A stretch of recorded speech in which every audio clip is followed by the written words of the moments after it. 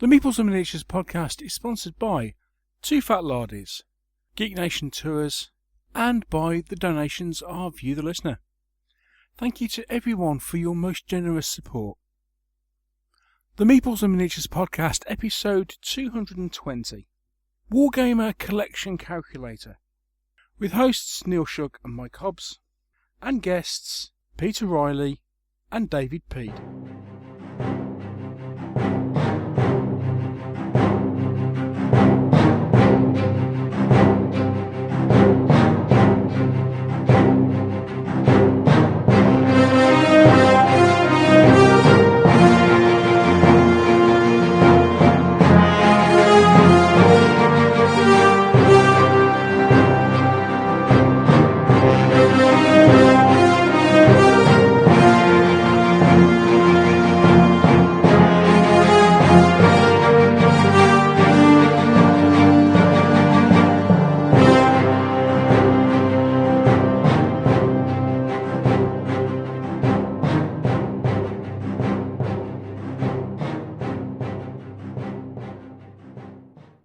Hello and welcome to another episode of the Meeples and Miniatures podcast. My name is Neil Shook, and on today's show I am joined by the Welsh Wizard himself. It is Mr. Michael Hobbs. Hello Michael, how are you, sir? Hello Neil, hello Meeps. How is everybody? Good evening, good day, good morning, good afternoon, good night. Oh, is that it? Are we off air now? Yeah. Oh, right, okay. How you been, mate? You alright? I'm okay. So, just the two of us then? Just the two of us, indeed. It's almost like the old days. It is, isn't it? Oh. Mr. Whittaker will be hopping in and out over the next few podcasts as he's got some commitments over the summer. And Mr. Luff is rather busy running his business at the moment. So, again, he's kind of jumping in and out as and when. So, but We're here. We're here. The two old reliables. Indeed. You're not going to get rid of us quite so easily, yes. So, what do we have in store for you on this week's show? It's a scary one, because we start talking about your wargaming collection. Not only that, we're talking about how much it's worth. How much it's worth. So if any wives or significant others are listening, maybe it's time for them to leave the room. Indeed. This is a podcast for the gamers among us, and that's all. So kick everybody else out of the room. They don't need to hear about this. Indeed not, because this gets scary. At the same time, actually, we found it something incredibly useful because it's something I must admit I never really thought about. Or not too much. You suddenly get brought up short where it's like, yeah, what happens if the worst happens? Well, on this show, we're talking about that and potentially what you can do about it. So that's what we got coming up for you. But first, we're going to take a quick break. And we're going to catch up with what we've been up to for the past week. Okay, we'll see you shortly.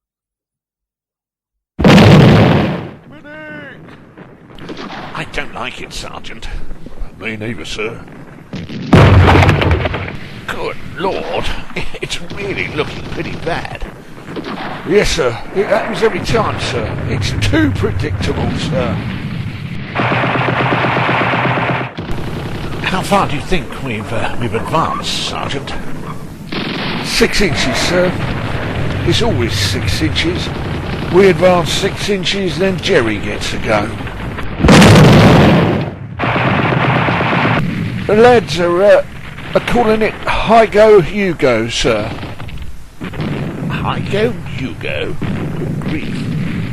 And they don't like it, sir. Oh. Not like it? Seems pretty straightforward to me. Rather like cricket. We have an innings, then the other chap does. Well, that's all very well, sir, cricket, sir, but begging your pardon, it ain't like that, sir, in war. I don't think Mr. Hitler plays like that. What, Hitler? No, gosh, he'd like to go all the time. Oh, Lord, sir, lummy. Whew. Well, sir, anyway, sir, it's like this, sir. If it carries on like this, Hi-Go-You-Go, Me and the lads won't be coming to your Thursday evening games club, and that's the way it is, sir. Looking for more of a challenge with your World War II games? Are you tired of the predictability of I go, you go systems? Iron Bean Shopman provides real command challenges on an unpredictable battlefield. Two fat lardies, playing the period and not the rules since 2002. Pip pip.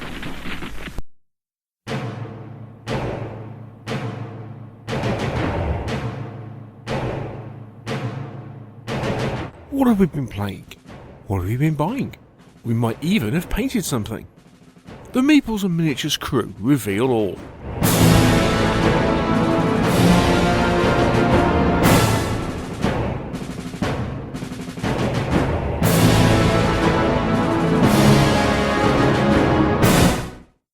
So it's time to catch up with what we've been up to for the past week, and also maybe talk about a couple of things that have caught our eye, a couple of new announcements that have just come out.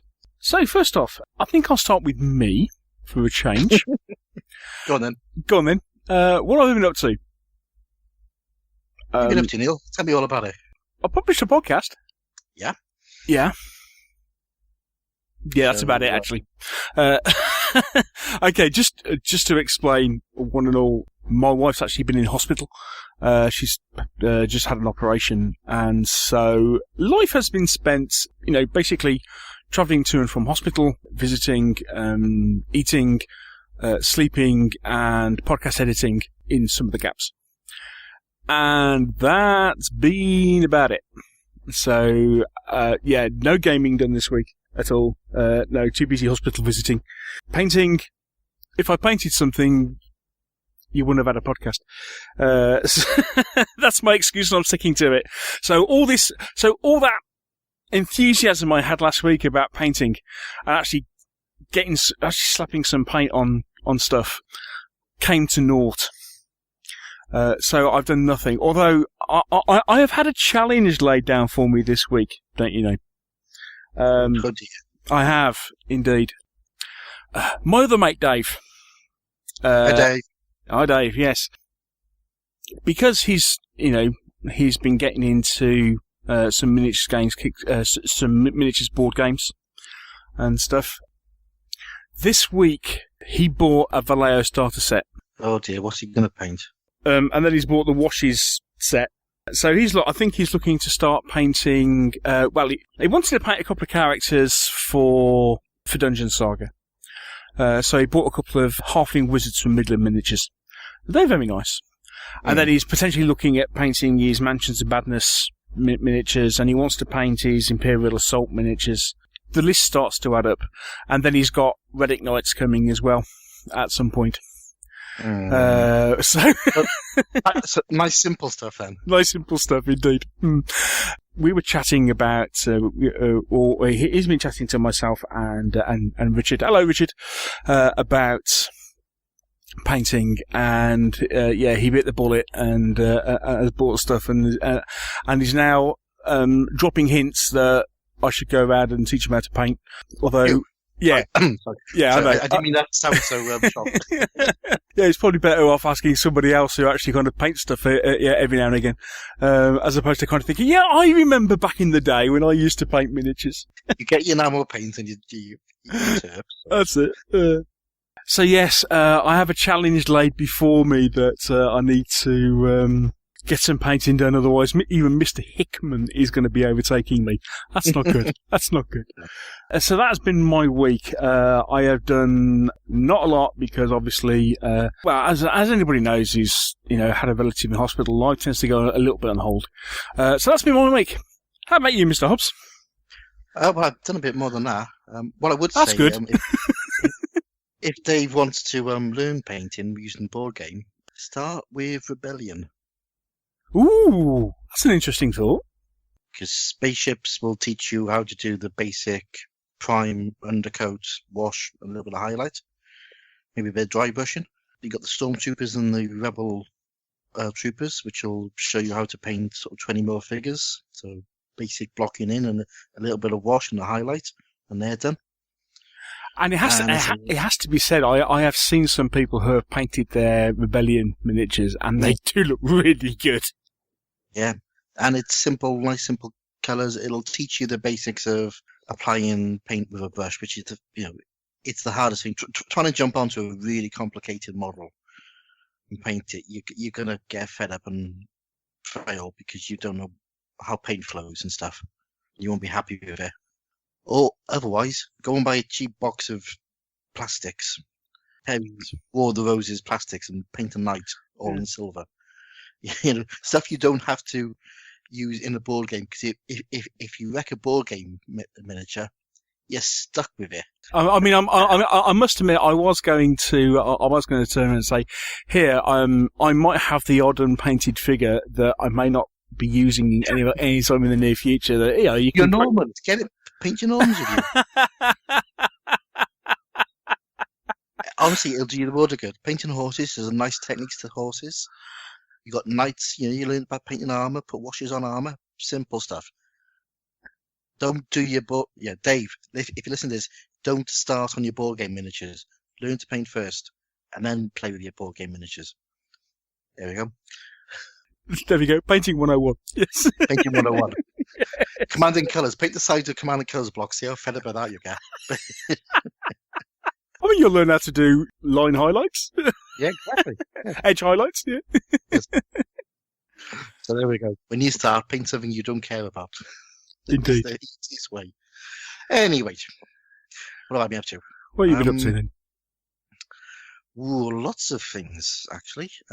Really? I listened to a very good podcast this week. Mm-hmm. Produced by Mr. Angus Wallace. It was the WSS podcast. Oh, that thing! Oh, yes! I'd forgotten about that. Yeah. I listened to Mr. Shook being interviewed, and I thought halfway through we'd broken in because our music started playing. Yeah, well, I had to get the plug in, you see. Yes, he shut me down quite quickly. That was a really good night, and I am massively impressed with the way Angus edited that together, because I must admit, having been on the recording end of that, I came off that particular episode thinking, I don't know how you're going to edit that into something that's kind of vaguely coherent. He is very good, so... I mean, Angus has a load of podcasts, and I know we've mentioned before, but honestly, go and have a listen to the stuff he produces. He does the WSS, he does Ancient Battles, he produces the Medieval Warfare one. And he does the World War II podcast? Yeah, the World War II podcasts are really well worth listening to. And, he puts a lot of time into this hobby. Yeah, he's well worth following, especially on Patreon as well. Check him out back on Patreon, and you'll be very pleased. Yeah, very much so. Great guy. Yes, I've forgotten that came out. Yeah, I was appearing on somebody else's podcast for a change. Terrible. Never catch me doing that. Oh no. Hi Jay. So what have you doing? I've been painting stuff. Mm-hmm. I've been doing some Conan figures, and I've been doing some 40k figures. Doing my Deathwing or bony armor. Oh, you've been finishing those off, haven't you? Yeah, they take a while. They're big miniatures. And I've done my archers for Conan, which means I can now play some scenarios with all painted figures, which is a nice step forward. Yes. Yeah, made a nice job of those. They look very nice. Yeah, they're nice figures. I had a game last week. I went down to Firestorm, and I had a game with the illustrious Mr. Ian Jones. Who is a big man in the wargaming hobby here in South Wales, which is quite strange because he's quite short. Right. And we played 40k. You play 40k? Wow, okay. Yeah. And I quite enjoyed it. Hang on. You play 40k, and was he the one that was playing squats? Yeah. He brought out his squat army. Okay.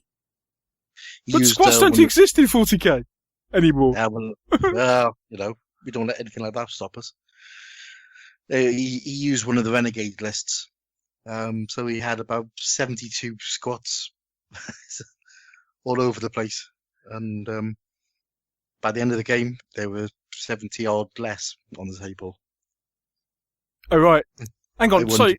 Are you trying to tell us that you won a game? I did win a game. Yeah. Wow. I think I was allowed to win, but that was good fun. It was, it's not the greatest game in the world, but it's a good fun game, and it allows me to use my armies. And actually, using proper tactics does kind of work. So, note to everyone: don't charge a group of bikers into a large group of 20 heavily armed squats, because they'll gun you down before you get to it. So yeah, we played that. It was good fun. Mm-hmm. What else have I done? Oh, I visited the Sheep's Nest, which is Jeff from Ham and Jam. It's his new lair. He's christened it, has he? The Sheep's Nest. The Sheep's Nest, yes. I just popped in and we had a natter for an hour and sat down. It's very nice. It's all like posh and things. Ooh. So, hasn't been properly christened yet. What do you mean he hasn't got you to cut the ribbon? No. The ribbon hasn't been cut yet, and we haven't had a game in there. But it's very nice. And what else have I done? I bought a few bits. Bought a few bits. Yeah, go on. Yeah, because I've been good recently. So after being good, you decided to be very, very bad. Yeah, I bought some 35-year-old books. Okay. Possibly even a lot older. I managed to get hold of the original version of Apple Lane and the Gateway Mystery and Cult of Terror for RuneQuest. Oh my word! First edition RuneQuest, because they're ones I've lost over the last 30 plus years. There was a few sales on eBay going quite reasonable. I thought I'll have them. Because aren't they supposed to be redoing RuneQuest? They have done, yeah. KSM KSM. They basically reprinted the old second edition, or right. First edition, whichever one you want to call it. The one I used to play. Hmm. So they've redone all the books. But you wanted some of the originals. Yeah, I want the original ones because I used to have them. Hmm. But so I managed to pick those up. So they've arrived, and I also found, whilst trolling around eBay, bored. Oh dear. One night, Oh dear. I found an original box set of the 15mm Traveller figures.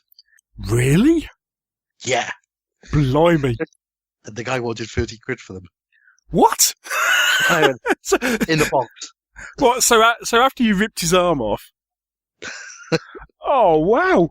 Oh, talk about a bargain. Yeah. 30 quid. Oh my word. It was the military set, all the spaceship, the 3 levels of tech levels figures. Oh, they're gorgeous. I really have forgotten just how dark, old-fashioned lead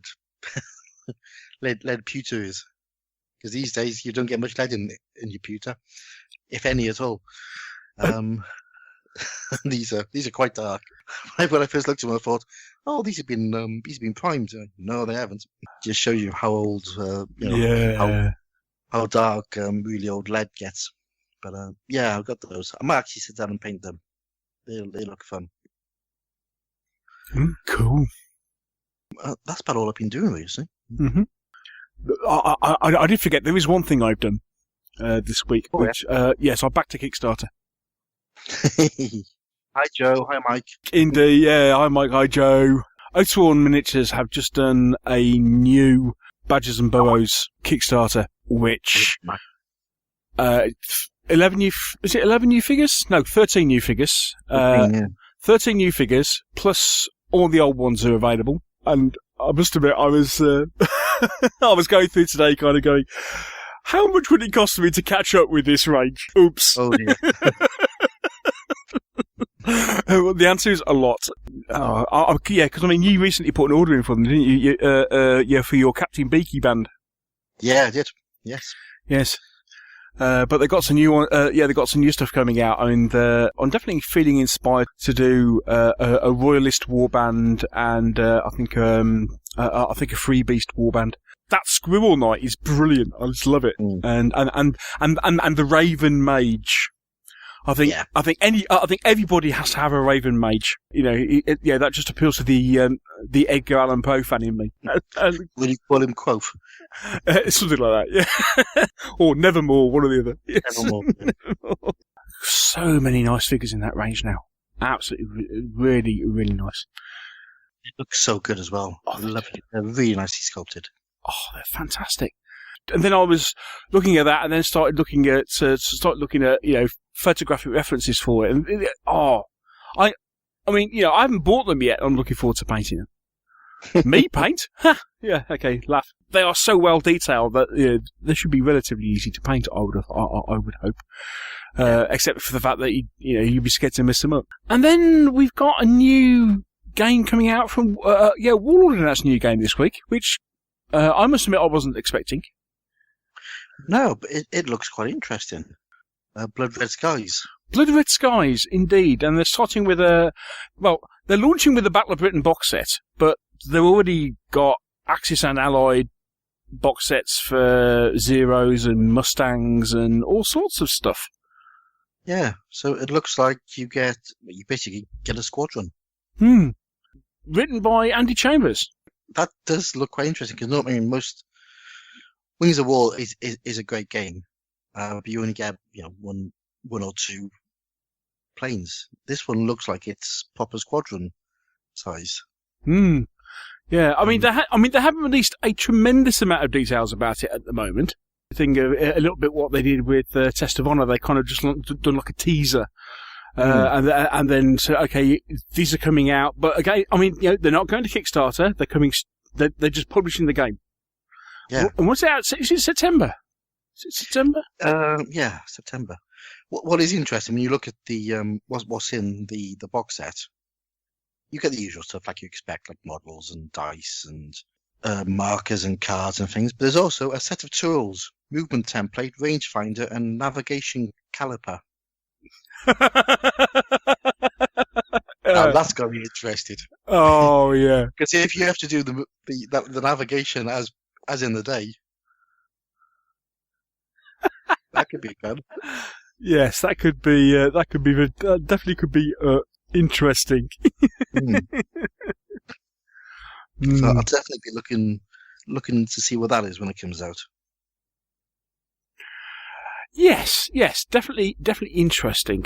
We'll keep our eyes on that and see if we can find out a bit more about it. And just one thing in passing, it's good to see Antonosis' Workshop.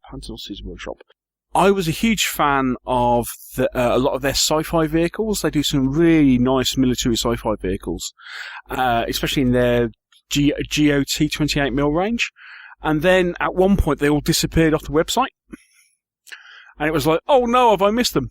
Well, they're slowly coming back on. I think they've been redesigned and remodeled, remolded, and so an awful lot of the 28mm GOT sci-fi vehicles from Antonosis' Workshop are now back available again, and they've got some absolute beauties.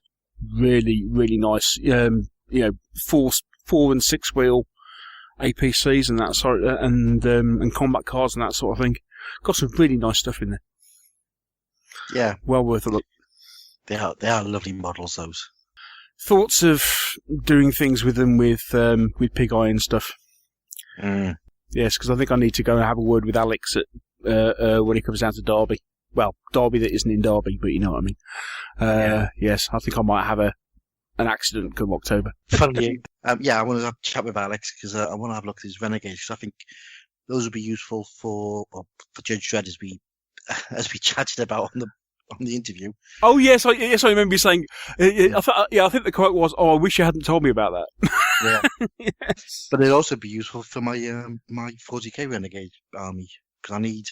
There's one class in it which is a workers' rabble, which are just almost a very Stalin-esque, charge him in first. Oh right. And then follow up with your better troops, but I think they would be perfect for it. I may have to get some of those. There is one other bit of I don't know if it's news, but it seemed to be a bit of a disturbance in the force yesterday. I don't know if you noticed, Neil. I mean, yesterday when we were recording this, so on Tuesday night, something odd happened in Lard Island. I don't know if you saw us on Twitter at all. But if that was Lard Island, I don't believe what I was seeing on the table. Well, I mean, we can only guess, but there seemed to be some sort of fantasy game going on. Was it like Empire and Orcs? Yeah, goblins and things. Very, very strange for Oh, goblins, yes, goblins. Yeah, but really strange. Especially since Mr. Skinner was tweeting the photos. I mean, I can only assume someone must have hacked his account.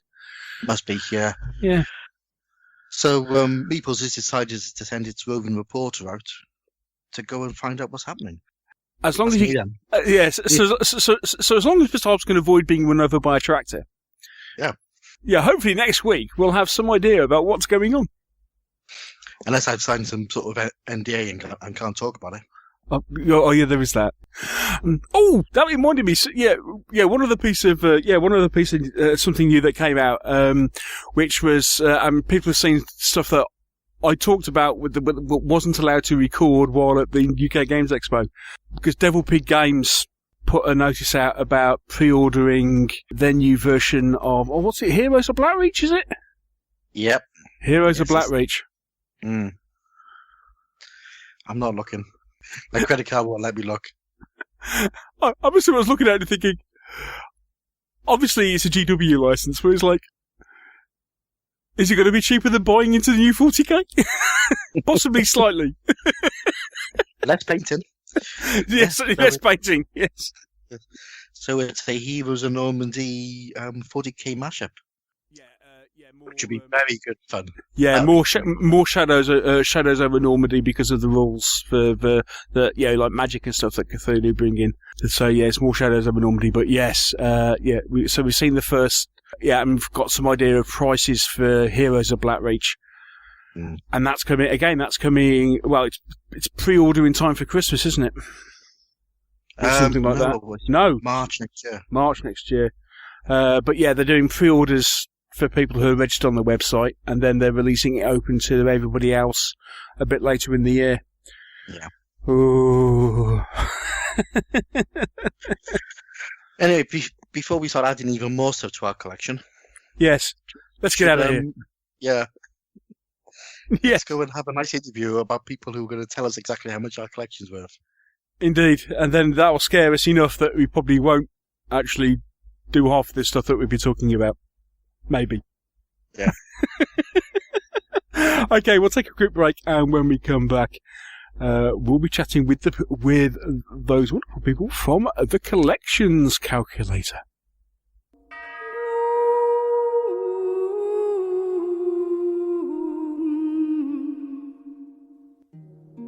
Have you ever wondered what's going on in wargaming? We do too. So come with us as we go behind the hobby with the Meeples and Miniatures interview.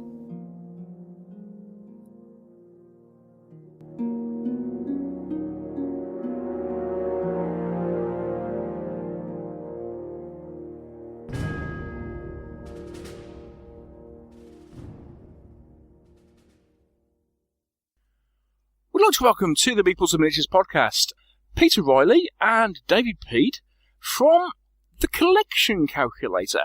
Welcome, guys. Hi guys. How are you? We're well, thank you. Great to have you on the show. Thanks for coming on. No problem. Right, so first off, before we get into introductions, I just said the Collection Calculator. Can you please explain what is the Collection Calculator? Well, about a year ago now, I'd gone to a show, and I'd explained to Dave where I'd gone for the day, and he said he would like to come to one. And the next show in line was, I think it was Colours at Newbury. And with quite a lot of trepidation, we sort of travelled up to Newbury. And Dave was full of questions, and sort of one of the questions was, how much do these things cost? And I said, well, I think they cost quite a lot of money. And without fail, every single table we visited and asked people how much they'd spent on it couldn't answer. They didn't know how much their collections had cost or how much they spent on it. Now, I don't know, that could have been one or two things, just the fact that they didn't know, or the fact that they spent their money in such small amounts that it added up over years. So David quite confidently said, well, there must be a way of tracking this. And I said, well, apart from having... like my loft is full of wargaming soldiers and rules and books and God knows what else. And we sort of come up with the idea of maybe, maybe a system that could list that for people, because then they'd know how much it cost or how much it would cost or a value of it. And from there, we had a couple of busy nights in the pub and spoke about creating a way of calculating the value of people's armies if they didn't know themselves. We both sort of work professionally in this world anyway, and Peter runs a company that does IT for local councils, and I'm a journalist by training, and so actually it was a way of doing sort of the stuff we're interested in anyway as a sort of hobby. So we thought, let's just do it and have a bit of fun with it. And we know the right people, and we put together a spec over a couple of pints and then talk to people, and it was reasonably easy to put together actually. And to begin with, it was once we'd done that it got more complicated. And then obviously a question came out. Dave said to me, "What would you do if your loft went up in smoke?" And I said, "I've no idea. I had no idea. I didn't know if their insurance would cover it or anything like that." So that's how it kind of started, really. Right, okay, thank you for clarifying that, because obviously this may be something that an awful lot of people just aren't aware of at all. And we'll come on to the reasons behind that in a second, like the fact that you basically haven't been going very long. But before we go there, we are getting ahead of ourselves. You obviously are new guests on the show, and as regular listeners will know, whenever we get new guests on the show, the first thing we find out about them is... what is their gaming background, and how did they get into the hobby? So, it sounds like, Peter, I need to start with you. I think that's probably right.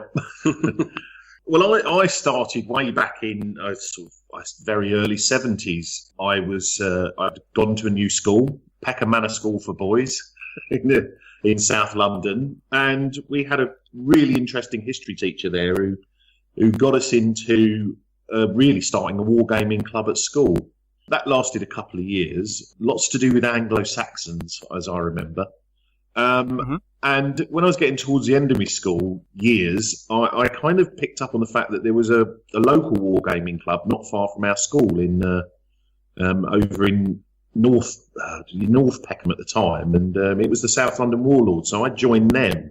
Oh, right, okay. Yeah, just a small club then. Yeah, just a small club. Well, it was then. I mean, it was on a big estate in the middle of nowhere near Peckham Civic Centre. So, for me, I lived in Campbell. It was quite a way away. And they had this really odd rule that you couldn't join until you were 16.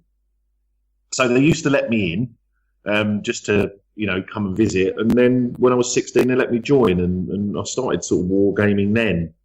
Mainly Lord of the Rings. They had a lot of interesting guys who wrote their own rules, and I really just sort of got in with them, and I met 2 or 3 guys who I'm still friends with today back then, and done sort of I stayed with them up until sort of the late 80s really. So covered American Civil War, Napoleonics, English Civil War, all of the battle really. We fought everything: skirmish, RPGs, 6mm, 28mm, sort of run the whole gamut, really. And then they had a bit of an upset in the club. Somebody got expelled for a politically motivated chat. And so I decided that probably wasn't the club that I wanted to be at, and I left. And me and about 5 others formed our own club and just ran it from there, really. So I've been around in the wargaming for quite a long time in various guises, and then had a family, which really hit my wargaming ambition at the time. So what, less disposable income? Yes, less disposable income and less time. Then I suppose really my focus changed. Instead of going back into wargaming, I got into rule writing and research, and I hooked up with Peter at Bacchus 6mm. Oh, yeah. And I wrote a couple of sets for him. He was looking for somebody to write an American Civil War set. And so I got in contact with him, and he said, "I've already got people to do that. Can you write a Franco-Prussian war set?" So I said, "Great, no problem." So I wrote those for Peter. The American guys that were writing the American Civil War set let him down, so I carried on and did that. Then you know what Peter's like. He's quite pushy, isn't he? And he said, "Have you ever thought about writing a version of this for the Risorgimento?" So I said no, and he said, "Would you like to?" So I did that. And then I did another sort of set for him, the Austro-Prussian War of 1866. So I wrote those for him. They're available free from his website.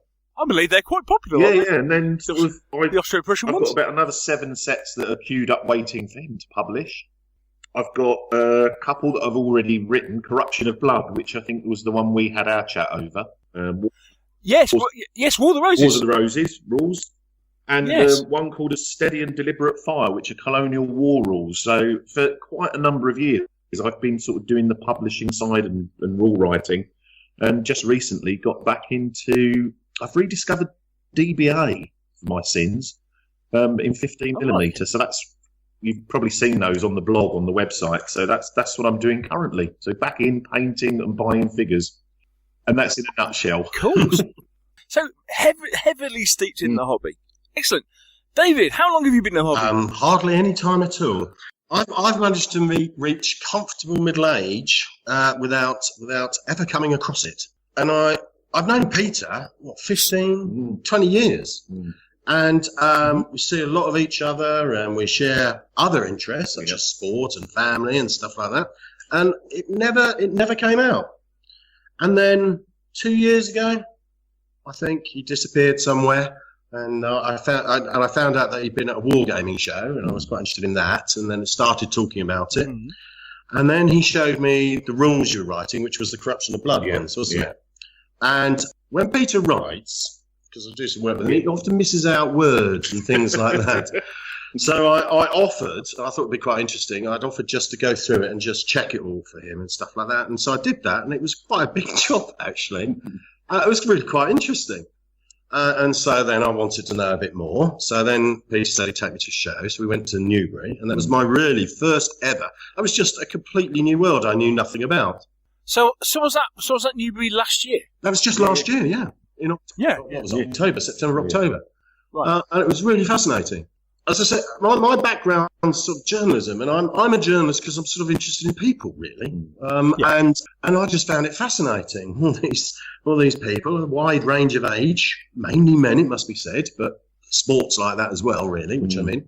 And that's when the conversation started about collection. Because when Peter says I was asking lots of questions, I mean, it's just I have to ask questions. I have to understand what's going on a lot more. So, how much is this worth, and how do you do that? I was just fascinated by it. So we went to Salute this year, which was another level again of just how it was staggering, really, how many people were there and all the stuff. And I got to meet some people, met Peter from Bacchus and some other characters. It's fascinating. But So how much 6mm figures did you buy from Peter? I didn't. But You didn't? I am very how they make impressed. them. And he's promised me a demonstration at Joyous 6 if we come up a day early. Oh, yeah. It's just fascinating how they make them. But anyway. That is definitely worth going to. The Bacchus workshop tour is fascinating. It's definitely worth going to. So no, I'm a complete newbie, but in terms of then doing Collection Calculator, our skills sort of, I think Peter wouldn't have done it on his own, and I guess my skill, they fit together really. So that's why we've done it together, and I'm sort of learning as we go. That's about it. Right. Okay. So as you say, you came across all these people and asking, okay, how much have you spent on this? And everybody basically didn't have a clue because. It wasn't the only question we were asking, but it was the one that struck us most, I think. Yeah, because let's face it, if you spend, £800,000 on a pair of, on a set of golf clubs or whatever, you kind of know where your money's gone. Yeah. No, you don't. Yeah, it's that set of sticks that never comes out the boot. That's it. It's that and I know it from my own past, it's that dribble effect of spending money each week on small amounts. It adds up and you don't really keep track of it. You've already kind of hinted at why you were thinking about looking into this and looking at, okay, you sat down and talked about specifications. And, I mean, amongst other things, you do have two kind of computer programmers sitting here. Ooh. So, no, that's embarrassing. So when you started thinking about talking about things like, okay, what were you trying to achieve and how you were going to specify what you did, what conversation did you have? Well, in very broad terms, we wanted somewhere where people could put their collections, and we sort of understand geeks. We're both geeks in our own way, and we know lists and collections are, it's quite It's quite fun to have that. Yeah. But it was Peter that really specified the elements that had to be in it. I'm more, I suppose, less of a computer programmer, more of a project manager who understands IT. So I sort of sat back and did lots of flow charts and what would I do and how would I want to record this and what would I expect to see. But underlying that, working with local authorities with their software, it all has to be fairly intuitive and fairly simple to use. If it's too complicated, it doesn't work. So there was lots of, if we do this, that happens. If this works out, then we get that. And at the end of it, it really was just having a report and a list of all of your troops with a value. And like I said, we spoke about what happens if my loft goes up in flames. And I said, after the tiers, I'd be onto the insurers. And then sort of Dave said, well, how would people know how much they had in their lofts? They don't normally keep loads of lists. And we do it with bikes, don't we? And we do it with TVs. And so other hobbies tend to get the focus. But I felt in wargaming, it was one of those things where people would say, well, I've got no idea how much I own. So, the outcome for me was more about getting people to list their property in a way that's easy, that you could probably approach someone and say, this is what I've got. I write for some insurance brokers. I mainly write for companies now. I used to write for magazines now, but I've written for insurance brokers. So I know that if you want to get this protected, you can't do it afterwards. You can't say, I had a fire and I lost all this. You've got to tell them at the beginning. So right early on, we were thinking, are you covered? Because if you haven't told your insurance company what's in your house or what you're driving around with, they won't cover it. And so we did have that half in mind, that if people do a list of all their stuff, the one useful thing they can do with it is, at insurance renewal time, is show their insurance, say, look, I've got all this stuff, how much would it cost to cover? First off, that is a perfectly valid question. It's like, so that is the situation in the case of, if you have a collection of X number of games, X number of figures, etc., unless the insurance company knows exactly what you've got, they're not good. No, yeah, exactly. So really, we just thought, well, we'll do it so that people can print it out. That's a scary thought. That's a scary thought for a lot of people, isn't it? I suppose. Well, I went through a period buying box games, and so I've got Command and Colours, the Ancients, and all of my Squad Leader, old first edition Squad Leader ASL stuff up in the loft, and just games that I forgot I had. I've got no idea how many I've got up there, and really what they're worth. So I'm my own worst enemy. I'm the person that should be using this thing. Yeah, but I like your story about when you tripped over on the road as well. Oh, God, yeah. I was coming back from South London Warlords one night with my complete toolbox of English Civil War figures, and I ran across the road to get a bus, and the whole lot just went over the road. Bent, smashed. Oh! The good thing was that the bus driver actually just stopped and let me pick them all up and shove them back in the box. It took me months to get them all back working properly. It's just an example of what it is. Yeah. So, what scale was that? 25 mil. All those old miniature figurines. 25. Oh, they were those. Yeah, pikemen, bent, broke, you name it, smashed, scratched. So that was pick them off the road and then cry all the way home, was it? Yeah, and it was raining as well, and I just remember picking up the base of. I don't even remember miniature figurines. Rupert of the Rhine was his horse was up in the air. Yeah. And the back feet had broken off the base. So that was just lost to me forever. Oh yeah, but they can feel your pain. I can. If anything happened like that, as I say, all it takes is just like transporting figures, from back of car, fall down a flight of stairs or something. Oh dear. Yeah, it's it. It's and then we started thinking about, well, if you're taking your figures to your club every week, or it's in the back of your car, or the back of your van. I mean, it's a scary. I mean, I've just recently read that a load of tradesmen have been having tools nicked out of their van really easily. Yeah, and insurance companies are not paying out. So if you're somebody who's moving a lot of stuff around, then it could possibly be a gap. And we're just saying, if you list it all and then tell them, then at least you've got a chance. Haven't you? Yeah. I mean, let's face it. I mean, Peter, with the fact that obviously you've been into a few board games. There is this big website called Board Game Geek. On it most weeks. Yeah, quite. Where, but one of the things behind that is you can track your entire collection of games. You can, its database allows you to input your entire collection on there, and then you look at it from time to time and going, "Really, have I got that much stuff?" Have you used it? I use it religiously. Yeah. Yeah. The newer version is better than the old version. The old version was a bit clunky. Since they've revamped it, it's a bit easier. But having said that, it is a bit of a behemoth. Yeah. I don't think we were aware of it, were we? No, I'll have to have a look at it, because we were thinking that might be one of our future things, board games and rules and books, so that you can actually store them on the collection calculator. Because, like I said, board games and books and rules, I mean, I've got hundreds of copies in the loft. If I lost them, they'd all, we have to do it if they're already doing it. Yeah, but if there's some of them you can't replace, but at least if you've got some money, you can invest in some new stuff. Yes.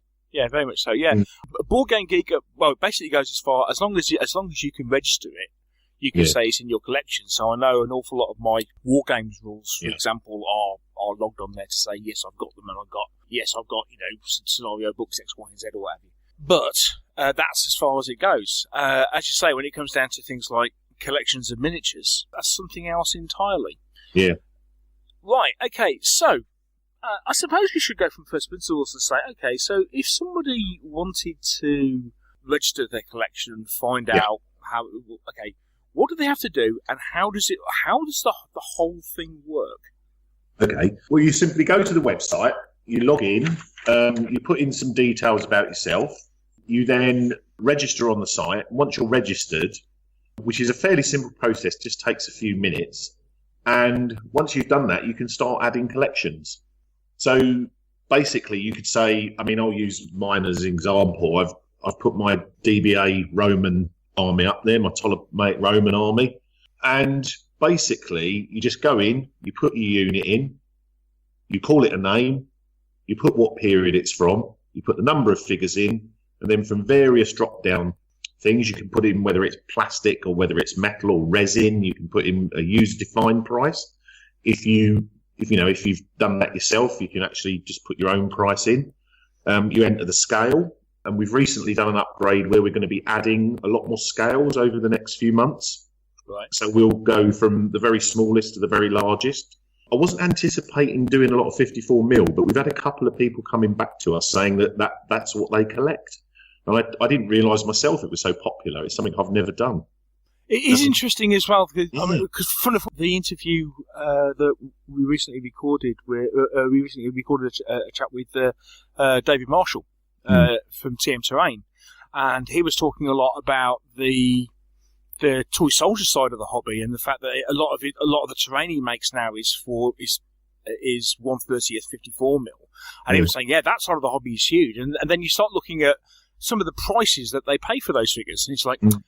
Ooh, yeah, ouch. I'm not looking forward to getting an army of those. So once you've put in your scales, you can put in what it is, infantry, mounted artillery, crews, you name it. You can enter the figure cost. You can tell whether it's painted, whether it's based, whether you've had to build it. And that really was aimed at the GW guys with the plastic figures and the Perry guys with their new, with the plastics you get out of there.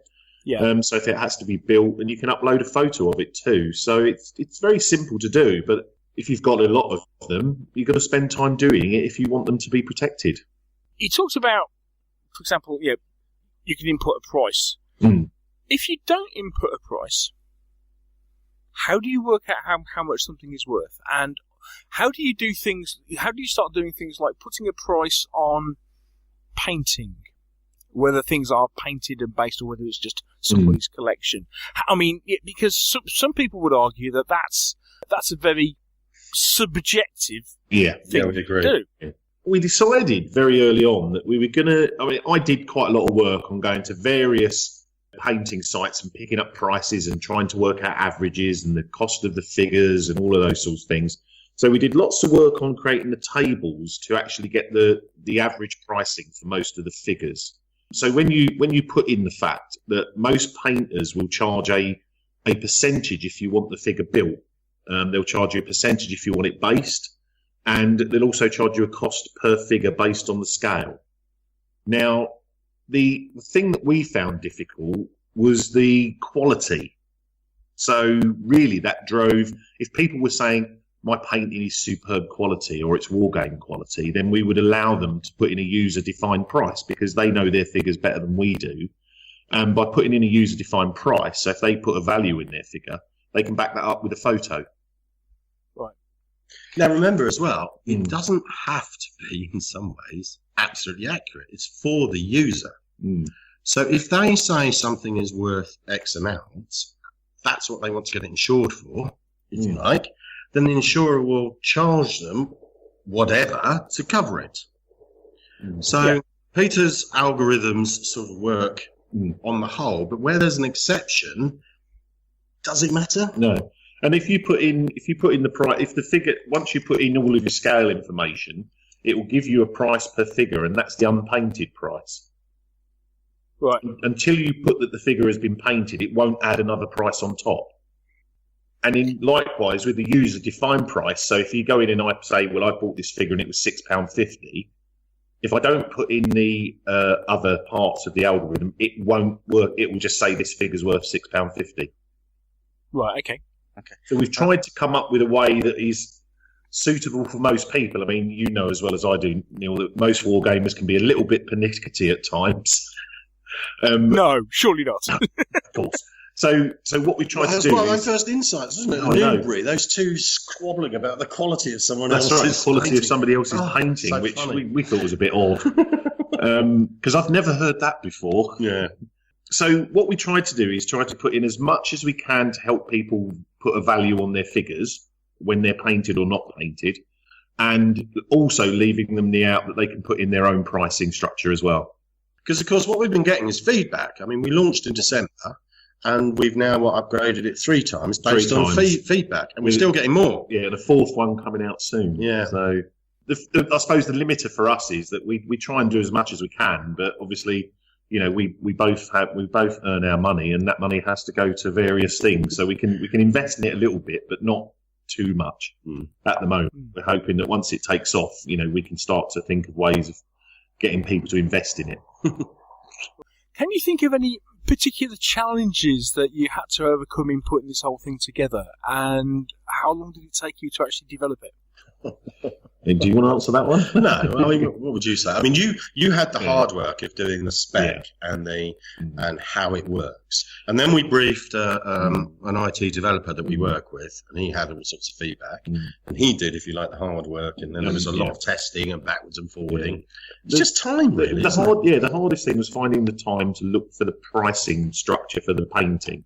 I mean, I used to send Dave spreadsheet after spreadsheet, and in the end, he said, "You've got to stop this." He said, "Because I can't get my head around it." Because the tables were getting bigger and bigger and bigger, so we had to come up with a few compromises. Really, that was kind of limiting the initial scales. And then another challenge was to say, well, how am I going to manage adding the scales ongoing? So I've got another tranche of work coming up because we want to put in 1/72 and 54 mil and some of the smaller scales as well, because we've had quite a lot of people. I didn't realise Aeronef was quite as popular as it is. Because a lot of people are coming back saying I can't put my resin figures in, which is why we added the resin to the drop down and that. So that's been quite a challenge, is trying to find a way of getting everybody to be able to use it without compromising the ease. Okay, nerdy question coming up. What's it written in? I think it's MS SQL, Microsoft Right. SQL. I think it's I think what we're trying to do is we're trying to be as flexible as we can, because we know.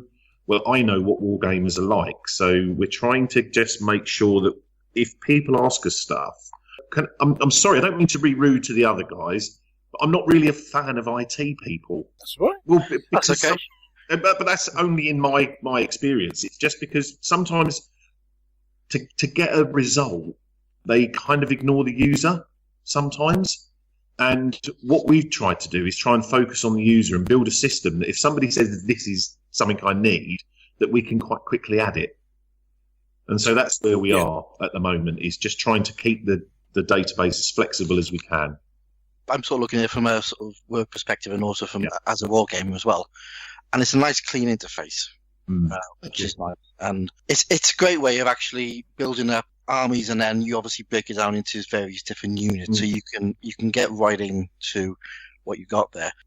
I will be honest with you, I don't think I'm going to get around to doing this because I don't want to spend the next 6 months going through my entire figure collection. Not quite. Neil will be all right, though, wouldn't he? Neil will be fine. But I can definitely see the use in this. One thing I would say is, at the moment, you're aiming this at single people to build up, almost like do an audit of their collection. And by using the algorithms you've got in the background, you can work out rough prices, rough painting prices, and give yourself a rough value, which is brilliant for kicking off to insurance people. And you're doing it, this is a free of charge site. So the biggest question I have to ask is, how are you paying for this? Or are you just doing this magnanimously for the good of the community? I think from my point of view, we're starting off doing it for the good of the community. It's I think probably Dave is staring at me now, would say it's for the good of the hobby, but it also is part of my hobby, and I like doing things like this. They're quite a challenge, and it keeps, at my age, I sometimes need things to pique my interest. So doing this was like a hobby for me. However, down the line, if we're lucky enough to get some investment, then it might take off. We've been looking at Kickstarter and stuff, and to take it to another level, we've put a little bit of money into it, but not a lot. But I guess we will look at some point to I suppose, is it the word monetize? I guess that's that's the American phrase. At some point in the future, we will look to monetize it, but not for the user. If we monetize it, it will be something to do with the insurance. So you'll be looking at sort of linking into the insurance database. The insurance. I think and so you might say, well, look, we'll just introduce, if people are happy at that some point, to be introduced to, because you know what it's like. Some people, they'll have household insurance, they just won't want to know them. So if we can come up with a product that says, look, if you're not happy with your own insurance, look at this. These people will look after you for a reasonable price. Yeah, it's something like gadget insurance. When you do your mobile phone. We haven't really done any work in this area, but people insure bikes separately, don't they, and stuff like that. Oh, then I was about to say, it's exactly the same sort of thing. It's like specialist insurance, whether that's that or musical instruments is another one. Things that are actually potentially quite high value. Because I would imagine that actually, we don't really think about it that much. But especially once you've been in the hobby for a while, you've probably got a fair few $100 worth of stuff like that. What's interesting now, Neil, is that... Okay, thousands. What's interesting now is because we've got quite a few users, some hundreds, and 3,400 units on it. Yeah. We can say some stuff about averages. I mean, we can say something about top lines. I mean, what do you think of all those? We're now saying the average collection. He's getting onto the quiz here now, Neil, so be careful. Oh, quiz. What the average value of a collection? Now, assuming here, we're not talking about breaching any sort of privacy about No. This is all only top line. So the other two was it's anonymised. No, we'd never hand out any information about individuals. No, but you're getting into privacy rules. You are allowed to do an average across the top, if you like, of everyone that's on it. Yeah. So before we start telling you stuff, maybe we should just make it clear that it's okay to, if that makes sense. Yeah. Okay. Because I work. I'm not actually a web designer. I design systems, computerized systems. But I am a developer, so I know the way back ends work as well. Yes. But I work in the security area. So when I first logged on to this, first thing I had to do was put in my name, address, telephone details. Yes. And then I could log on, create an account, and then I could start building up stuff. And I'm thinking, okay, I'm putting in a lot of data about myself here. So what I need to know from you guys is, how are you protecting that? And are you going to sell that data on to other people? Well, no, we've written privacy rules, and our privacy policy, if you looked at it, very clearly says we're not going to do that at all. The whole thing about security for us, because again, we're paying for all this ourselves, so One of the things about security was we wanted to run it first, just for a little while, to see whether it was going to be worthwhile carrying on. And we tend to use our IT provider, a company called DigiDog. They're down in Guildford somewhere, and they're really good. So we host our stuff on Rackspace, and they cover us off for most of the security, complying with all the European standards and the American standards and stuff like that. And we have opted to go for the Thwaite EV HTTPS. I'm kind of getting a bit lost here. Secure socket layer certification. So similar to what they use on Facebook, I believe. Yeah. So that should be coming in within the next few days. Good. Yeah, because I did notice you weren't using a secure cert when I logged in. From our point of view, we just wanted to kind of get it out there and get it working and get it seen. And to be fair, enough people have registered in it where we are now getting that put in. So, but again, it's £275 for one of those for a year. So it's pretty. For us, it's not a big amount, but we still had to be sure that we wanted to carry that on. Yeah, but it does prove. I mean, you're going for proper SSL certs where the data is encrypted from source back into into the back end. It makes you look professional, and it makes very much, and it makes me as a user confident to that I'm going to spend time checking myself, because I'm only creating a couple of little test units at the moment because I don't want to be put in my personal details. And I'll be honest with you, the address I used earlier was a dummy address. So if I was going to use this in anger, I would need to have that secure, that confidence that A, my data is not going to be leaked across the world or sold to North Korea, and B, that you guys mean business. So I'm probably not in the core demographic of people who do this, but I'm very much aware of how personal information can be spread across the internet. Well, of course, And like I said, it's something I do for my business all the time. I mean, we host our stuff on Microsoft Azure, so we're well aware of the sort of Data Protection Act stuff and all the rest of it. So hopefully, if you're logging again Monday or Tuesday, you'll find that it will be sorted. But on that side, but I think writing something. Yeah. We're also registered with the Data Commissioner. We tried to do everything right. So that if it does, when we first launched it, if everyone hated it, we'd have given up. But as it sort of worked, then it means you have to add another level of sophistication. Yeah, I've got to say it's a really useful tool, and being somebody who's slightly OCD, I know I could probably spend the next 6 months actually filling this in. Some people have. Yeah. It is the nature of the beast, and then I would never let my wife anywhere near this page. She doesn't know how much she's got, I'm taking. Is there enough decimal points in the programming to allow you to get on there, Hobbsy? Shut up, Dave. Yes, I suppose one of the questions at what point is going to be, at what point will you get your first freedom of information request? We've had it, haven't we? Well, we're trying to write in the privacy policy how you can get access to your own information, but you can't get access to anyone else's. No. Okay, another quick question for you, and maybe this is something you could take on as something for the future. I was thinking of doing something similar to this about 5 years ago for members of my old club, because we wanted ways to get a list of what we own between us.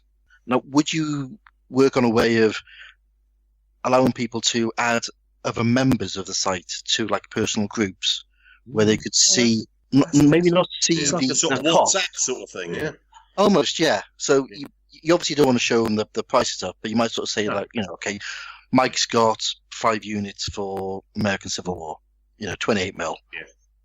Yeah. So you'd have to give permission that other people could see it. Yeah, bring it because we need it Monday or whatever. But so you basically create sort of small private groups where you can see units, but not. And it just helps people for working on games. Well, it's good because you've got the data there. It's just simply creating another report. Yeah. So what you could do is create a group that is using that report.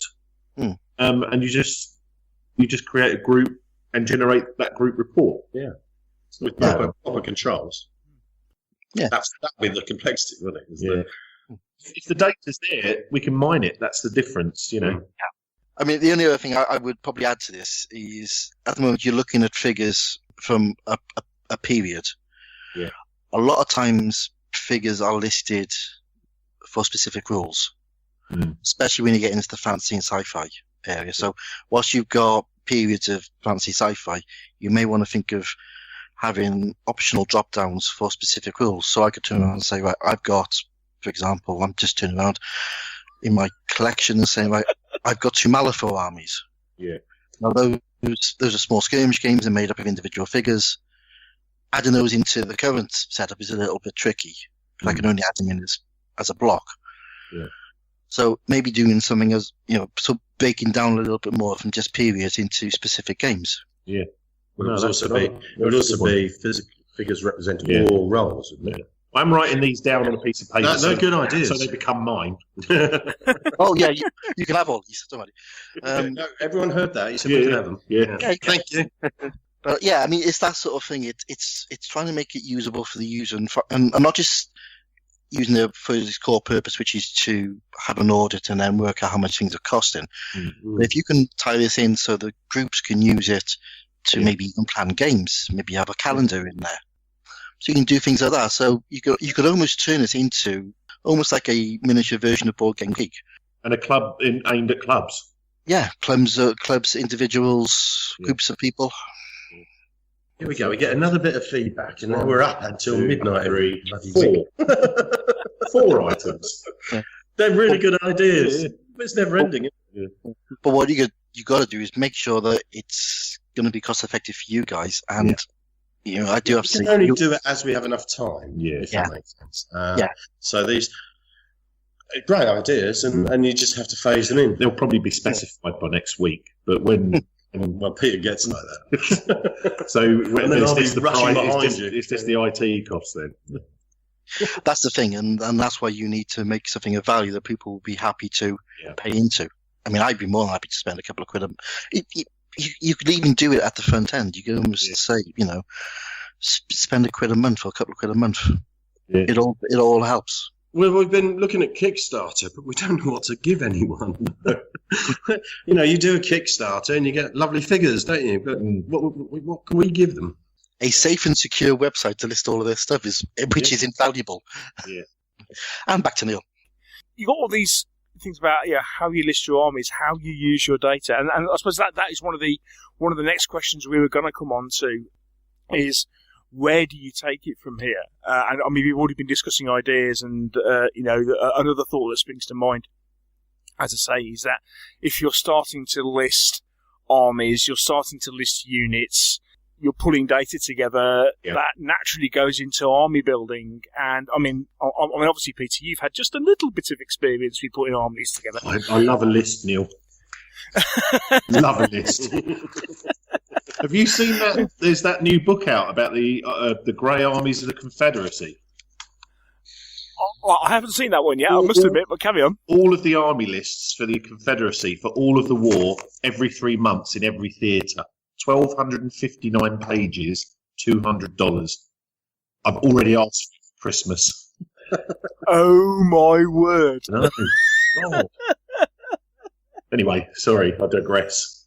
I mean, anybody who collects ACW, I mean, that is one of the ultimate collections for, like, okay, I want to sort it out my entire collection and make sure I've got everything for every month of the war. Yeah. God. It's never ending, is it? I know. It's terrible. As soon as I saw it, I thought I want it. Anyway, so you've asked the question about what we're planning, I guess. Yeah. Where do you go from here?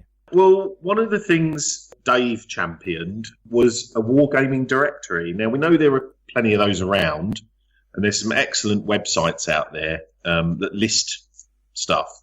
But one of the things that Dave had in his mind was he wanted to build a directory of just about everything out there that was on the internet, had a Facebook account, and have it in one place. Over to Dave. I mean, it's...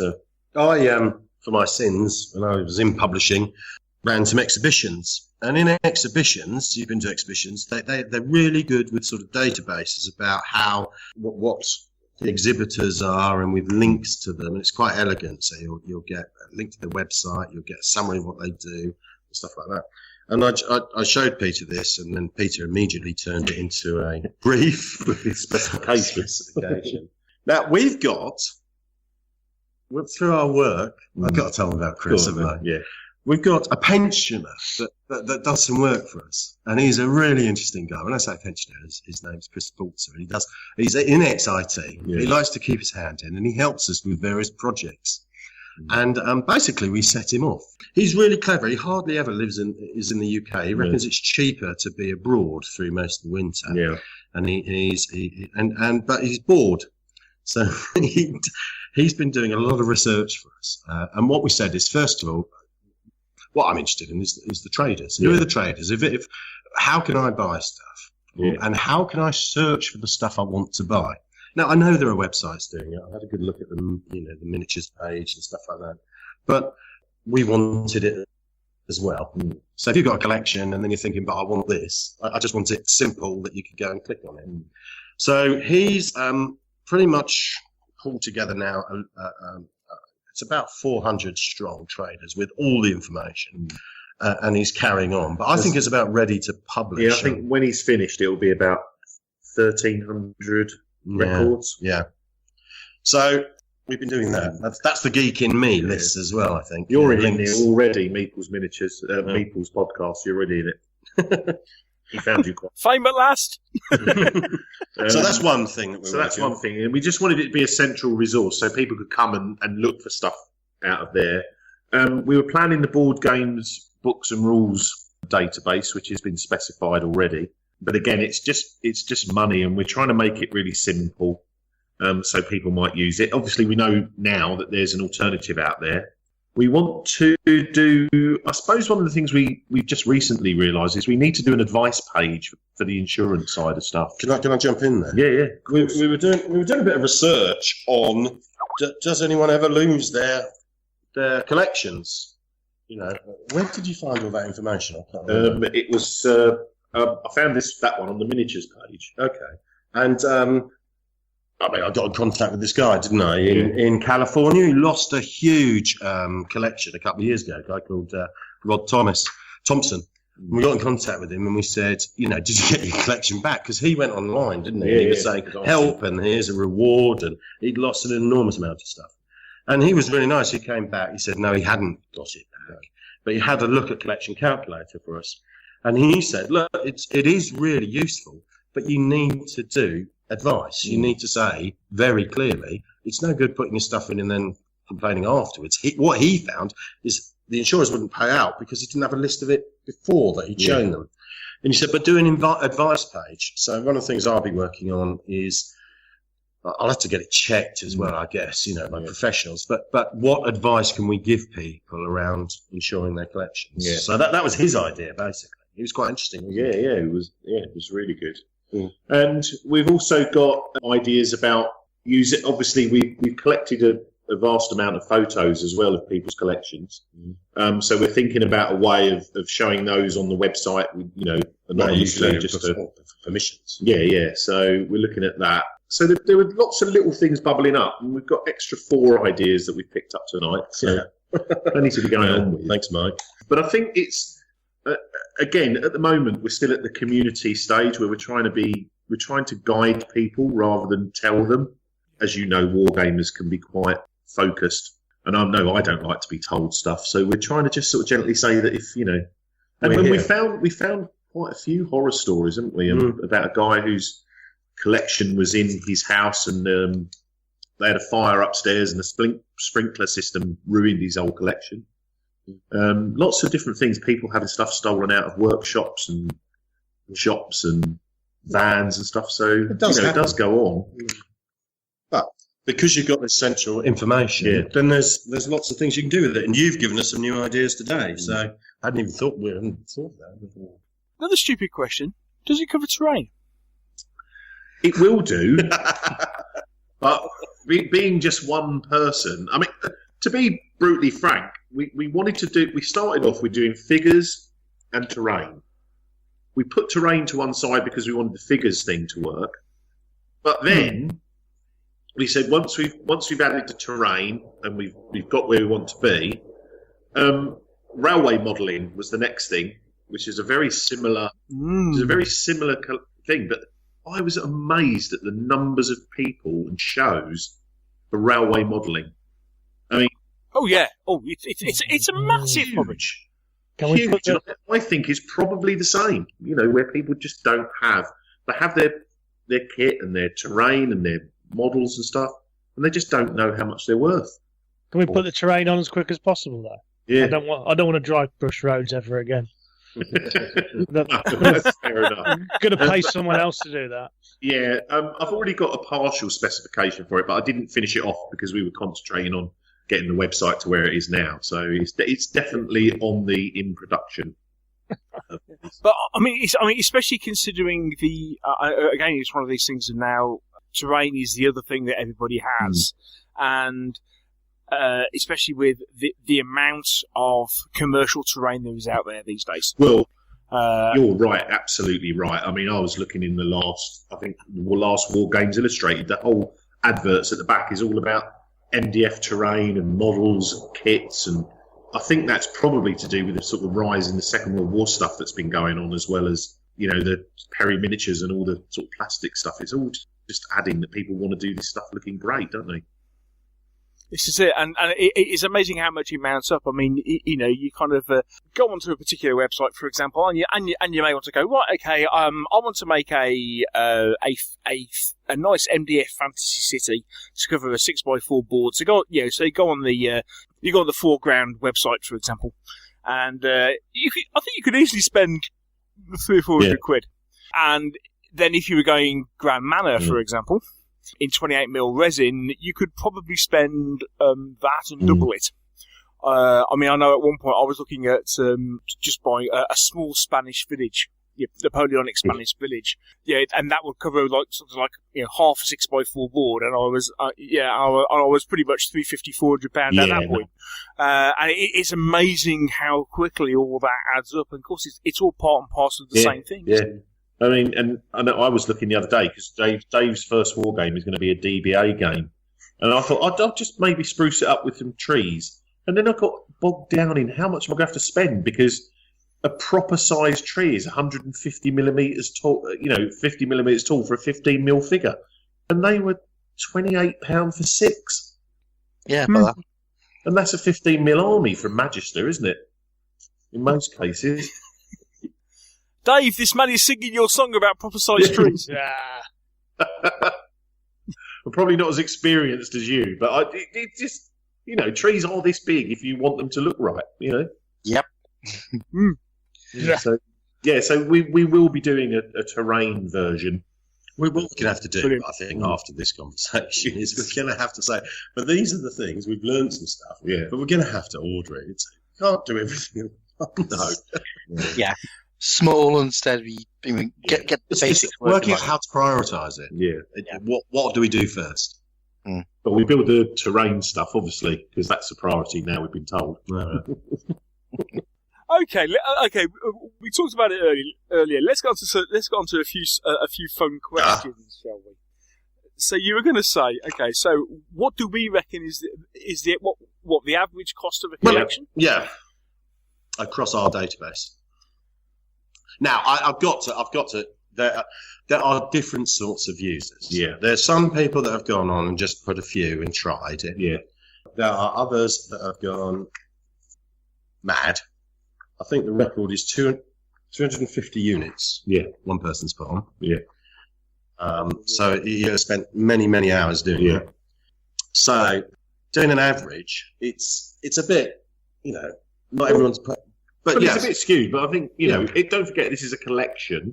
So the average value for a person.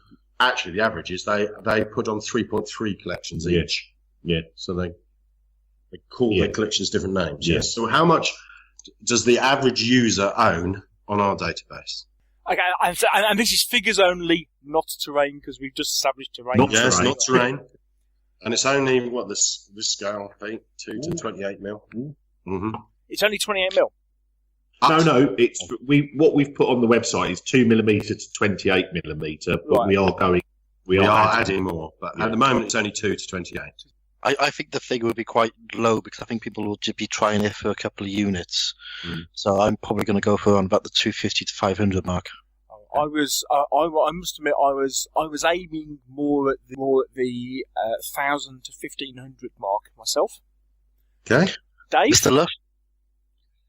And Oh, what's it? Oh, money? Are we talking? Are we Yeah, talking money. units? 2.5, 2.4, 2.4. oh, spot on. 2,526. Wow. you know, I was gonna go higher. Oh. I could tell it from your voice. That's brilliant. What I did as well, though, is I took out everyone. I did another piece of research, and I took out everyone that had only put 1 or 2 units on. Oh, okay. So that reduces the number of people, right? But that at least those are serious people on the website, and that takes the value up to 3,950. Yeah, Wow. that's huge. That's a lot, isn't it? Now, I suppose That's more than one set of golf clubs, isn't it? and one of the things I was going to say is, you know, we're in Twickenham, and down the high street there's a bike shop where you can buy a bike for that.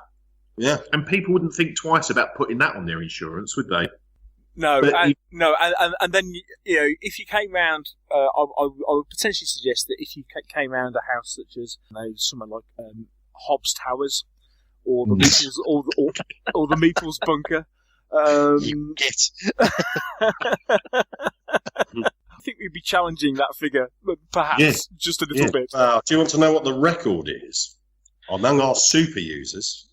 Our top 10, if you like. Yeah. Right, okay, go on. Would you hazard a guess? So I said someone put 350 units on, but he's not the highest. No.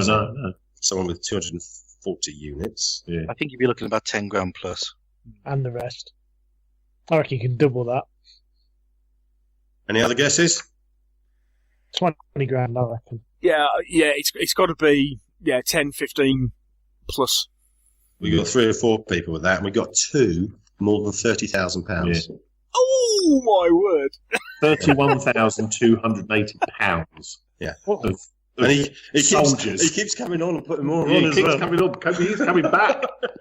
You look at the stuff. I mean, Yeah. it's proper. He's doing it right. He's doing it really well. I mean, that's the thing. That so he's obviously thought, I need to list this stuff, otherwise I'm going to get, And there's a few of them. And what's interesting as well is they're coming from all over the world. Yeah. So one of the recent upgrades we did was to put a currency thing on it. Yeah. But we've got people here from America, from New Zealand, from India, Canada. It's really, people are coming from all over. So that's interesting too. So the next question is, of the scales between 2 and 28 mil, which is the most popular, according to our database? Ooh, it's got to be 28. 15. 28. 28. Oh, hang on. Oh, it's so Hang on. close. Are we counting individual figures? Because if it's individual figures, Yeah. you get an awful lot more 6 mil figures. We to do evade. this by units. Yeah, Oh, units. by units. Right. These are done by units. I'm going to go low. I'm going to go down to 6 mil.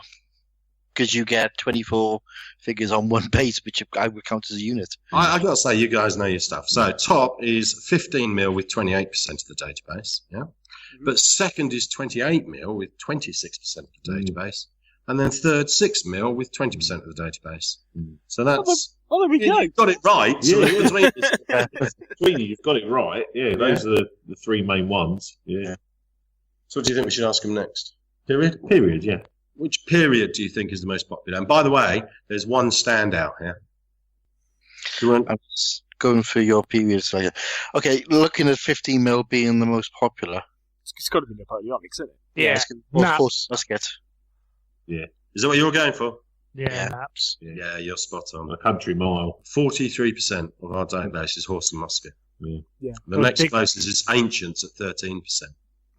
Got to dig those colourful uniforms.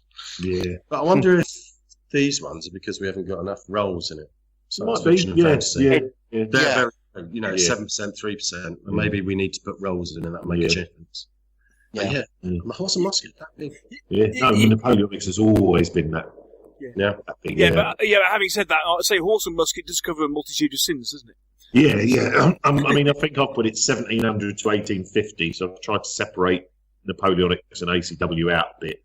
I do have to admit, there's nowhere I'm going to go down to the unit scale for this, because I could pick one army. I could pick a 15mm army that I've done for, say, Sword and Spear, which each base would be a separate unit. With 12 men in it. I'm not going to put, and I've got 30 odd bases for that army. I'm not going to put in 30 odd units. I would just put in one. Say it's one big army which is made up of 250 figures. Well, we've got a duplicate. Yeah, one of the first things we did was one of the first bits of feedback we got was, this is brilliant, but I've got all this infantry that I need to put in, and I don't really want to keep writing it out every time. So there's a duplicate button where you can duplicate units and just change the title. Yeah.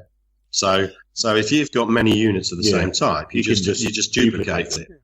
Mike, you have to remember, if you want this to work as an army builder, you've got to put in individual units. You can't just put in, I've got this big army.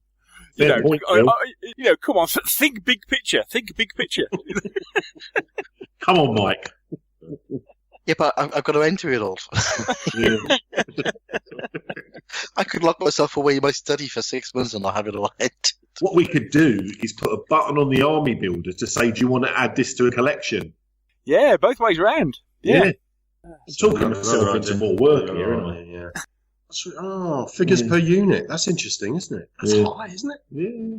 Would that be right? But probably, because you've got a coverage of scales, yeah. Our average figures per unit. Average figures per unit. I'd say 24, 36. 24. Yeah. No, I'll probably go 36. Absolutely spot on. Well done. Yeah. I thought, is that high? No, I think most units are 24, 48, 20, 36, depending on what scale you use. So, that's a good. Who got that right? Mike got. And Mike got 24. Yeah. What else we got here? I think that's about it, isn't there? You could say what's the most popular figure representation, but I think they'll get that. Infantry. Sheep. I think we've sort of pinned down on the demographic who have been currently filling in this this tool. Indeed. Yeah. So go on then, what's the gender balance on the database? Male. Male, 95%. How much? Male, 99%. That's still low. It's actually 100% male at the moment, so says something, doesn't it? Yeah. You don't shock me at all on that one. That's a bit of fun there. Yeah, no, that's where we are at the moment. So it's proving quite popular. Oh yeah, as I say, you launched this. It was near the start of the year, wasn't it? December. We soft launched it. Yeah. We just showed a few friends, and then we got some feedback, and then we upgraded based on that in March. Yeah, sort of March, April time, wasn't And it? then, so that was then more serious, and we put it out a bit, and we got a lot of people take it up, and then we got more feedback.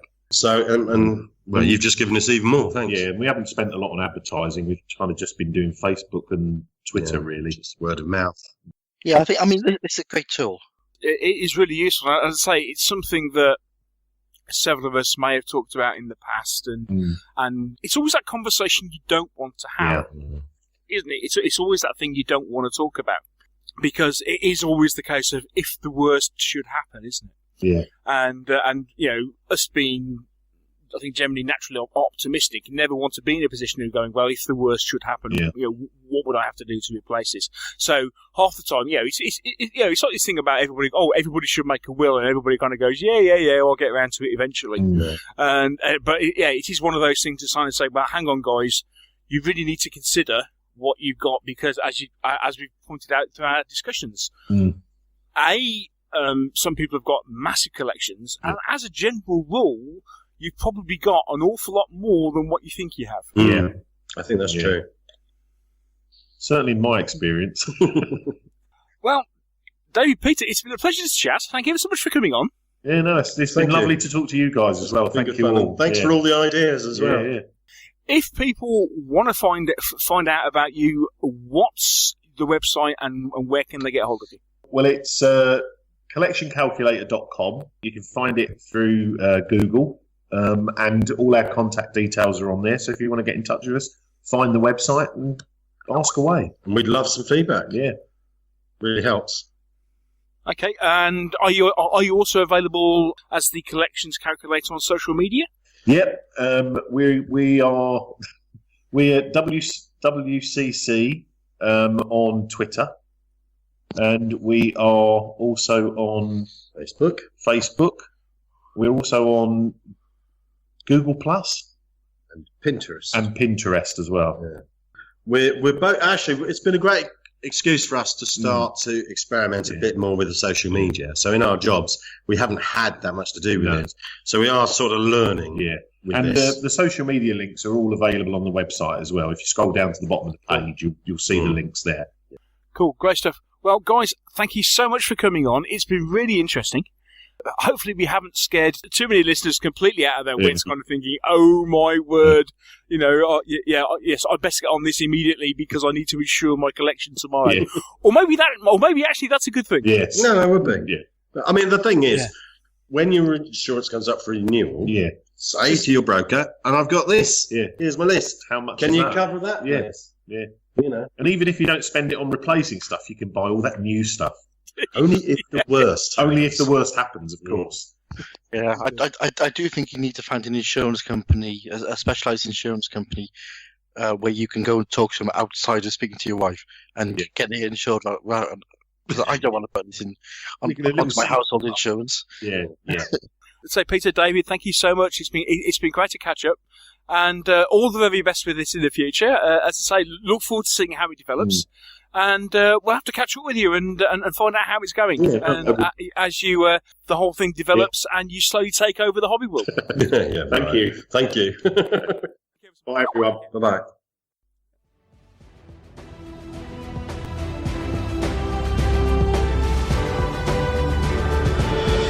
We hope that you're enjoying this episode of the Meeples and Miniatures podcast. If you are, would you like to support us? There's a couple of ways of doing so. You can become a patron of the show by supporting us on our Patreon page. There you can give regularly every time we produce a show. Alternatively, you may want to give a one-off donation, and you can do that by using PayPal. For more details on both these options, please click on the Donate tab on our website www.meeplesandminiatures.co.uk.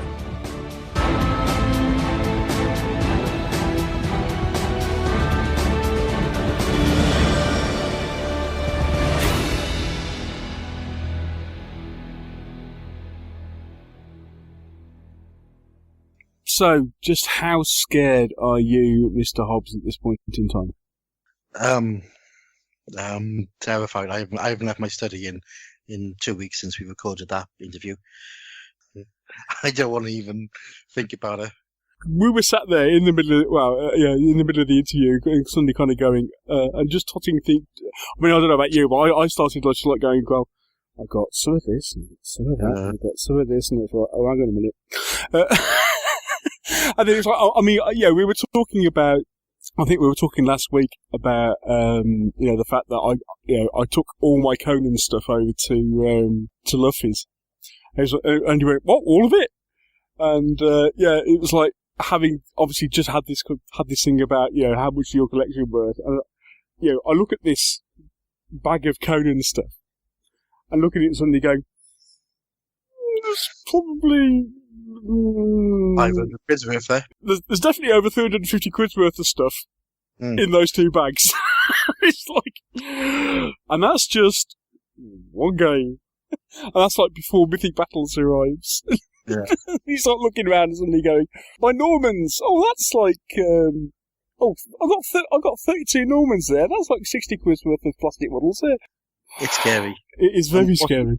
What's even worse is I told my good lady Amanda about the interview, and she went, "That's a really good idea. You should do that." And she said to me twice now, "Have you done it yet?" No, I haven't done it. You know how long it'll take. Yeah, because at the end of it, she'll go, "Oh, let's have a look." Yes. Followed by, "Should have taken up golf." Good interview. Oh yeah, excellent. Yeah, I mean, other than the fact that we've given them about 5 years' work to do. It'd be interesting to see which way that goes. but it's a good tool. Most of us, who've been gaming for a while, suddenly start to realise just how much money you spent on the hobby, and you think, hang on a second, if I did have to replace this all by insurance, would my insurance company cover it?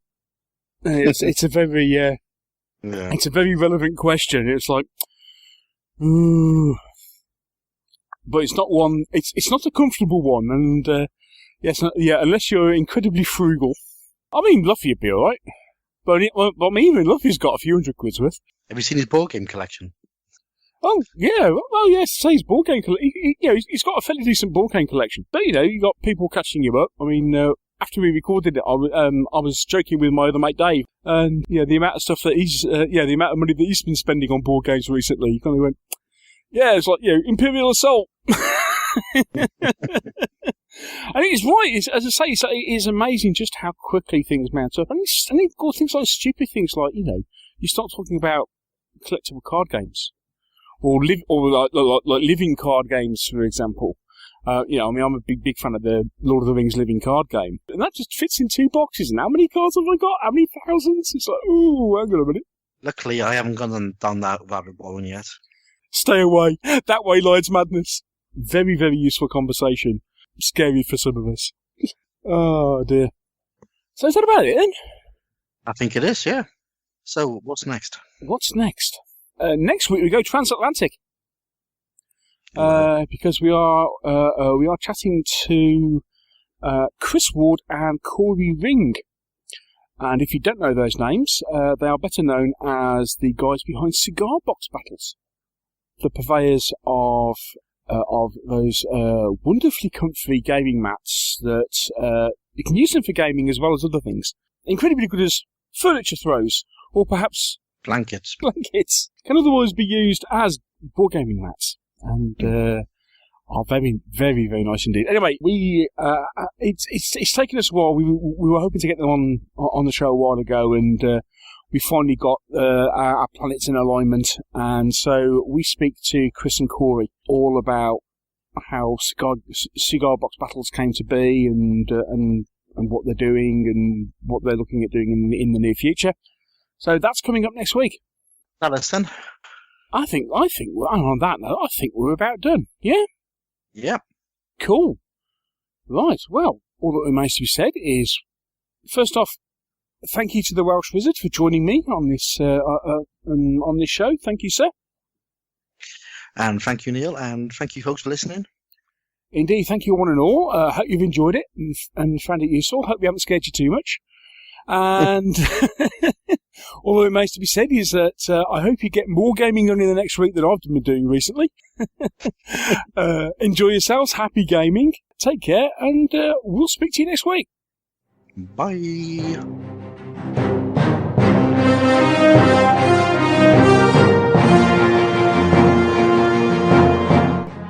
Thank you for listening to the Meeples and Miniatures podcast. If you've enjoyed the show, why not share it with others by leaving us a review on iTunes? And if you have any comments or questions, you can always email the show. The address is info@meeplesandminiatures.co.uk. And you can also visit our webpage, where you'll find a complete episode archive, all the View from the Veranda podcasts, rules reviews, and our blog of hobby items and news, which is updated several times a week.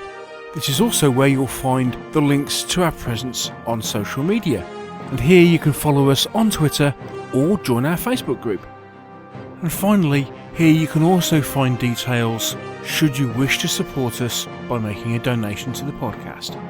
All this on the Meeples and Miniatures website, www.meeplesandminiatures.co.uk. The Meeples and Miniatures podcast is licensed under a Creative Commons Attribution, Non-Commercial, No Derivatives 3.0 Unported license. Thanks again for listening, and we'll see you in a couple of weeks.